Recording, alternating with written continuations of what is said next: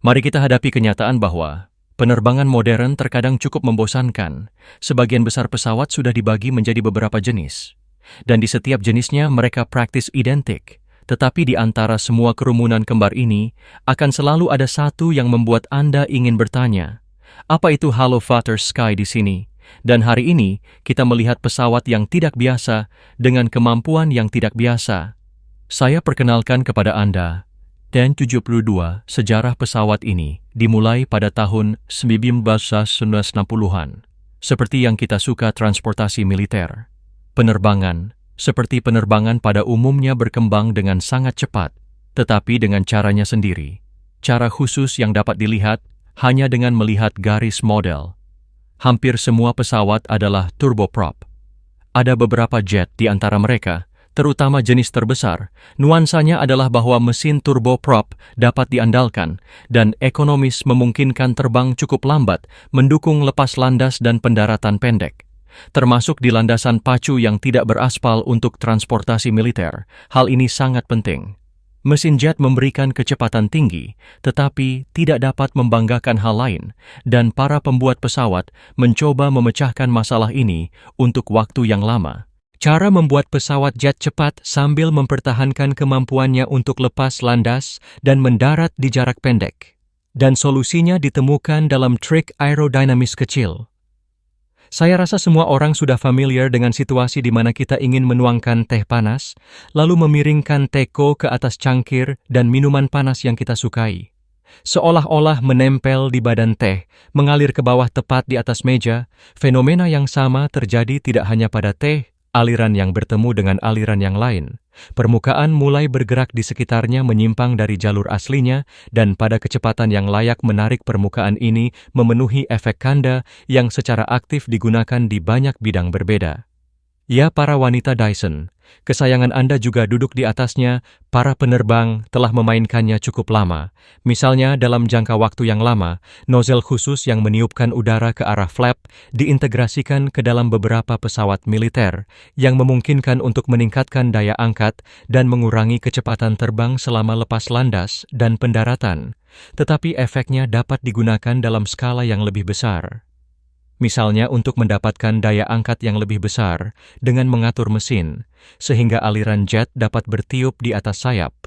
Ide ini sudah ada di udara sejak lama, tetapi pada akhir tahun 1970-an, penerbang dari berbagai negara telah menanggapinya dengan serius. Program Transportasi Medium STL atau AMST dimulai di Amerika Serikat, yang seharusnya membuat pesawat jet lepas landas pendek dan Link 2 konsep transportasi dikembangkan dalam program pertama dipimpin oleh McDonnell Douglas dengan YC-5. Mereka pada dasarnya adalah transportasi jet klasik dengan sayap trapesium dan 4 mesin seperti desain dan rasio dorong terhadap berat yang tinggi seharusnya memberikan indikator yang baik. Yang kedua, dipimpin oleh Boeing dan YC-14 mereka. Dan itu lebih menarik. Konsepnya didasarkan pada efek kanda dengan pemasangan mesin di sayap. Di Uni Soviet pada saat itu juga ada 2 konsep serupa, dan keduanya dikembangkan di dalam dinding Anton Bureau Design pada awalnya. Yang utama adalah versi klasik U-160 dengan mesin yang digantung di bawah sayap. Tetapi minat terhadapnya seiring waktu memudar.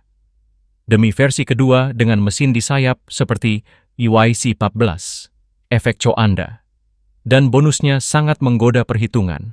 Dan uji terowongan angin memberikan hasil yang menjanjikan. Daya angkat bisa ditingkatkan hingga 20%. Dan para desainer lebih menyukainya setelah menyelesaikan tahap pertama. Antonov mempresentasikan proyek secara resmi pesawat itu seharusnya mempertahankan fleksibilitas dan permintaan rendah dari turboprop, sambil menjadi bertenaga jet dan mencapai kecepatan penerbangan yang jauh lebih tinggi. Perlu dijelaskan mengapa pesawat itu terlihat tidak biasa, tetapi prospeknya ternyata sangat menarik ke militer. Perintah resmi diikuti pesawat 200, seperti yang awalnya diberi nama. Seharusnya memiliki kapasitas angkat sekitar 5 ton, mampu melakukan operasi pendaratan udara, dan tentu saja mampu bekerja di landasan pacu pendek yang tidak beraspal, yang kurang lebih menjadi pengganti pesawat angkut ringan seperti U-26, namun dengan tenaga jet dan kecepatan jelajah tinggi. turboprop terbang dengan kecepatan 270 knot dan pendatang baru menjanjikan lebih dari 380 knot. Sejak saat itu, pekerjaan dilakukan dengan sangat cepat, sementara penelitian pertama di dalam tembok Antonov dimulai sekitar tahun 1972. Pada tahun 1977, mulai diwujudkan dalam logam dan memperoleh namanya pesawat terbang. 200 tumbuh menjadi Iselia 72 dan kemudian menjadi 72. Akhirnya dari beton lapangan terbang Priagusta dekat KF prototipe pertama, naik ke langit N-72, lepas landas pada tanggal 31 Agustus 1977, tepat 30 tahun setelah UNN-2 kemajuannya terlihat jelas. Pengujian pesawatnya cukup sulit, harus menderita dengan nuansa efek. Kanda aliran jet di sekitar sayap PBB stabil, dan bertanya-tanya tergantung pada mode penerbangan. Selain itu, nuansa muncul dalam operasi. Penerbangan mesin sekarang tidak hanya menarik, tetapi juga mengangkat. Dan jika terjadi kegagalan, salah satu dari mereka, ketidakseimbangan tajam dalam gaya angkat, muncul dan pesawat bisa hanya tip over. Tapi dari prototipe ke prototipe, desain dan sistem disesuaikan, sehingga semua masalah tidak kritis. Terutama karena kekurangannya lebih dari dikompensasi oleh kinerja penerbangan yang sangat baik dengan beban normal, lepas landas dengan lari 450 m, dan jarak pendaratan hanya 350 m. Terasa cukup percaya diri baik di beton maupun di rumput. Sementara berkat rasio dorong terhadap berat dan gaya angkat yang sangat besar, pesawat ternyata sangat lincah dan cepat menanjak. N-72 tidak hanya menggantikan turboprop lama, tetapi juga jauh melampaui mereka. Jadi sekarang saatnya berkenalan dengan N-72 pesawatnya, cukup kompak panjang, 28 m, lebar sayap 32 m tinggi, BAM 975 m, sedikit lebih besar dari UN-26, menarik dari segi bahan pendek dan kasar deposit landing suite.ko pesawat tidak menjadi ringan, tetapi memungkinkan untuk memenangkan beberapa ratus kilo. Paling banyak masalah penting adalah pembangkit listrik. Tetapi Antonov telah memikirkannya sebelum N-72 muncul. Bahkan selama proyek UN-160 sebuah mesin diciptakan khusus untuk itu. D-36 yang sama, yang juga dipasang pada Yak-42. Mesinnya sangat layak untuk waktu 3 gulungan dengan kipas titanium, rasio bypass 5,34 banding 1, konsumsi bahan bakar rendah, dan daya dorong hingga 63,8 K. Selain keuntungan umum, ia memiliki bonus yang penting bagi proyek dengan rasio bypass yang tinggi. Aliran jetnya tidak terlalu buruk dingin tapi tidak sepanas. Biasanya, yang penting untuk apa yang akan saya jelaskan. Selanjutnya, mengingat, spesifikasi pesawat kita dapat mengatakan bahwa sayap juga merupakan bagian dari pembangkit listrik mesin, ditempatkan di sel yang terintegrasi ke dalam bagian dan didorong ke depan, sehingga nosel praktis terletak di sayap dari atas. Di depan terlebih lagi, nosel ini sedikit pipih yang menyebarkan aliran jet ke area yang luas. Bagian ini sendiri diperkuat dan memiliki perlindungan tahan panas agar tidak terbakar selama setiap lepas landas. Maka dari itu, komentar saya tentang mengapa knalpot dingin mesin penting. Selain efek cuanda ini, desainnya memiliki kelebihan lain, yaitu mesinnya ditempatkan tinggi yang meminimalkan risiko benda asing masuk dari landasan pacu, salah satu masalah pesawat jet, terutama yang beroperasi di tanah yang tidak beraspal. Perangkat angkat tinggi, mengingat persyaratannya sangat. Maju di sekitar bagian tengah besar flaps, berlubang dipasang, dan ketika dilepaskan aliran jet dari mesin, mulai mengalir di sekitar mereka, juga meningkatkan daya angkat lebih jauh. Ada kelompok lain dari flaps, berlubang di depan sepasang bagian bilah besar di sayap. Ada interceptor 4 bagian di setiap konsol, satu set lengkap plus launch pesawat, tentu saja menerima pembalik thrust, tetapi mengingat lokasi spesifik mekanismenya tidak biasa. Satu ember besar dipasang di bagian atas, sel mesin pesawat menerima ekor berbentuk T, sehingga stabilizer tidak bersinggungan dengan knalpot. Roda pendaratan adalah tantangan lain. Lepas landas pendek pendaratan, kasar tanah tidak rata. tugas yang sulit, bahkan untuk Anon. Insinyur yang berpengalaman dalam topik ini, banyak pilihan dipertimbangkan, termasuk bantalan udara. Tetapi pada akhirnya, mereka memutuskan untuk kembali ke klasik. Dengan modifikasi kaki depan adalah kendaraan roda, 2 biasa gigi utama, 4 roda. Pada peredam kejut yang kuat, dapat ditarik ke fairing di bagian bawah badan pesawat. Setiap roda independen, dan bahkan jika salah satu dari mereka gagal pesawat, dapat mendarat di 3 sisanya ini, cukup sistem kontrol. Pesawat cukup baik untuk masanya menggabungkan kontrol langsung dan dukungan booster cockpit, menerima sistem onboard modern, otomasi dan navigasi. Semuanya sederhana dan nyaman untuk dikendalikan. Dan jumlah total anggota kru bervariasi dari 3 hingga 5, tergantung pada tugasnya. Ruang kargo cukup besar, 2,1 dm pada penampang melintang sepanjang 9 m. Daya tampung, muatannya adalah 10 ton yang memungkinkannya untuk membawa peralatan ringan, berbagai palet dan kontainer hingga 68 tentara dan hingga 57 pasukan terjun payung di dalam jalur kargo pesawat. Menariknya, saat terjun payung, ia berguling di bawah badan pesawat dan di darat, ia turun ke tanah tanpa perlu menggunakan peralatan tambahan. Dan di sini pemirsa yang penuh perhatian akan bertanya, apa kapasitas beban 10 ton ini? 2. Dirancang untuk 5 hal. Adalah bahwa N-72 yang lepas landas pada tahun 1977 dan N-72 itu kita lihat di depan kita pada dasarnya adalah pesawat yang berbeda. Apakah Anda siap untuk melompat ke lubang kelinci? Demonstrasi publik pertama dari UN-72 diadakan pada tahun 1979 di Paris Air Show.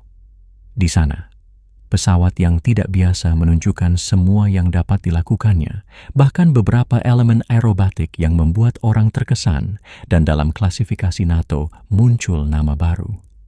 Color, bukan nama yang bagus, tapi dalam kasus ini hanya perlu dimulai dengan huruf C. Dan sementara itu, menyenangkan tamu di Paris, pertempuran besar untuk lokasi produksi sedang berlangsung di rumah. Awalnya diasumsikan bahwa N-72 akan dirakit di pabrik pesawat GIF. Tempat prototipe dibuat, tetapi sudah kelebihan beban dan tidak ada ruang untuk membuat model baru di sana. Rencana pesawatnya dipilih sebagai lokasi alternatif, tetapi itu juga tidak mudah di sana. KKA untuk waktu yang lama mengkhususkan diri dalam pesawat TUPF yang sangat berbeda. Dari Antonov, perlu mengubah proses teknis memperbarui peralatan dan melatih kembali personel yang berarti biaya dan waktu tambahan. Dan disinilah Kementerian Sipil datang. Penerbangan yang melihat keunggulan N-72 ingin memiliki pesawat seperti itu di jalur karo dan penumpang. Jika itu tampaknya permintaan tambahan selalu berguna, tetapi semuanya ternyata tidak sesederhana itu. Awalnya transportasi militer multifungsi tidak menuntut, dan lincah tetapi untuk pesawat sipil, jangkauan dan muatannya terlalu sederhana. Dan angka-angka ini harus hampir 2 kali lipat dari apa yang diharapkan. Kejutan mereka harus membuat koktail. Angkatan Udara dan Persyaratan Udara PBB yang diperbarui telah tumbuh dalam ukuran muatan, telah mencapai target 10 ton, dan jangkauannya bervariasi dari 2.700 km dengan beban normal hingga 4.700 dalam penerbangan peri. Dan pencapaian ini telah harga pesawat menjadi jauh lebih berat, 34,2 ton, berat lepas landas. Maksimum kualitas aerodinamis dan rasio dorong terhadap berat telah menurun sebagai tambahan berat yang lebih besar, dan sayap yang lebih besar telah mengurangi peran efek Chandler ke minimum. Jika sebelumnya 15-20%, sekarang menjadi 5-7%. Kecepatan terbang sekarang sekitar 340 knot maksimum dan 300 knot jelajah, dan minimum telah meningkat. Jarak lepas landas adalah 870 m. Jarak pendaratan adalah 650 m. Yang baru, telah menjadi lebih menarik untuk penggunaan komersial dan tetap dapat ditoleransi untuk penggunaan militer. Tetapi dari sudut pandang penerbang dan insinyur, saya pikir sayangnya pesawat yang benar-benar unik telah berubah menjadi transportasi eksotis yang bagus. Kejutan ini tidak menyenangkan produsen maupun pabriknya, yang sudah kesulitan untuk beralih ke tipe baru, hampir terhenti ketika ternyata tipe baru tersebut juga mengalami perubahan yang signifikan. Semua itu membutuhkan biaya dan waktu yang lebih banyak lagi. Akibatnya, pesawat tersebut benar-benar mulai diproduksi pada tahun 1985. 8 tahun setelah penerbangan pertama saat itu, ini sangat lama, tidak pernah. Nes, pesawat seri pertama menunjukkan diri mereka dengan sangat baik. Segera karena penampilannya yang tidak biasa, terutama jika dilihat dari depan itu, diberi julukan baru, Chior Rashka. Karena sangat mirip dengan karakter kartun Soviet yang terkenal, tetapi tidak semuanya sempurna. Desain pesawat yang diperbarui tidak diperkuat seperti aslinya. Memungkinkan untuk bekerja di landasan pacu yang tidak beraspal, tetapi tanpa kondisi ekstrim seperti yang direncanakan pada awalnya. Ditambah lagi pesawatnya dapat diandalkan, tetapi menuntut perawatan dan lebih sulit untuk bekerja dengan mesin yang dipasang tinggi daripada jika mereka hanya digantung di bawah sayap. Ditambah tes menunjukkan kelemahan pesawat dalam terjun payung itu terlalu kecil untuk peralatan pinjaman dan efek cuanda menciptakan arus bangun di bagian ekor yang tidak membuat hidup lebih mudah bagi pasukan terjun payung.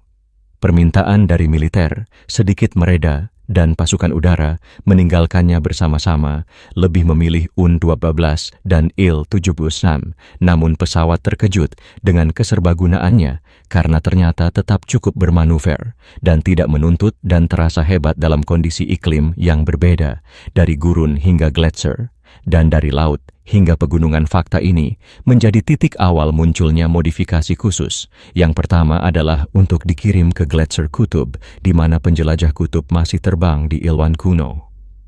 14 modifikasi yang disebut pada 72A menerima banyak perubahan dalam konfigurasi dan sistem on-board untuk bekerja pada patroli S dan pengiriman personel dan kargo. Pada tahap memasuki produksi serial itu berganti nama, sehingga lahirlah UN-74, salah satu burung favorit di Arktik dan Antartika. Kemudian versi sipil lainnya dirilis di bawah indeks N-74 dan militer mempertahankan indeks UN-72. Kemudian muncul beberapa modifikasi lainnya. Penumpang eksekutif kargo pencarian dan penyelamatan patroli UN-72P bahkan dipersenjatai dengan rudal tanpa pemandu dan bom udara Gasha-23L Cannon yang lebih merupakan alat anti pembajakan daripada senjata perang dingin, tetapi bekerja dengan baik untuk masalah yang lebih serius. UN-72R diciptakan sebagai pesawat intelijen elektronik dan N-71 pesawat lilin bahkan lebih eksotis daripada yang asli. Piringan radar ditempatkan di atas sirip ekor yang disapu terbalik alih-alih stabilizer yang pada gilirannya dipindahkan ke bawah. Bahkan versi angkatan laut untuk kapal induk diusulkan, tetapi tidak diimplementasikan mesin berat, tidak terlalu ramah dengan lompatan langit, dan ketapel tidak digunakan pada kapal. Soviet. Produksi serial berkembang cukup cepat, melampaui batas 100 mesin, tetapi ketika semua orang mengharapkan tanda 200 akan dilampaui. Uni Soviet runtuh permintaan di dalam negeri, atau lebih tepatnya negara, jatuh pendanaan tajam untuk industri yang dulunya kaya runtuh dan kolaborasi produksi yang mapan hancur. Sementara pada akhir tahun 1980-an, awal tahun 1960-an 20 hingga 25, di antaranya dibuat per tahun pada awal abad ke-21. Mereka paling banyak melakukan beberapa upaya untuk memasuki pasar komersial, dihadapkan dengan spesifikasi pesawat terbang. Pesawat ini sangat cocok untuk sejumlah tugas khusus. Namun di pasar komersial pesawat ini kalah dengan pesawat kargo dan penumpang murni. Anon Engineers terus berjuang untuk pesawat mereka dengan menciptakan banyak modifikasi, termasuk retikuler, yang mentransfer mesin di bawah sayap, Tetapi masalahnya tidak banyak bergerak maju, dan prioritas bergeser dari upaya membuat ulang UN-74 ke proyek pesawat baru. UN-128 yang terakhir adalah pengiriman tahun 2014 setelah putusnya hubungan produksi antara Ukraina dan Rusia. Secara praktis menjadi tidak mungkin untuk bekerja lebih jauh secara total.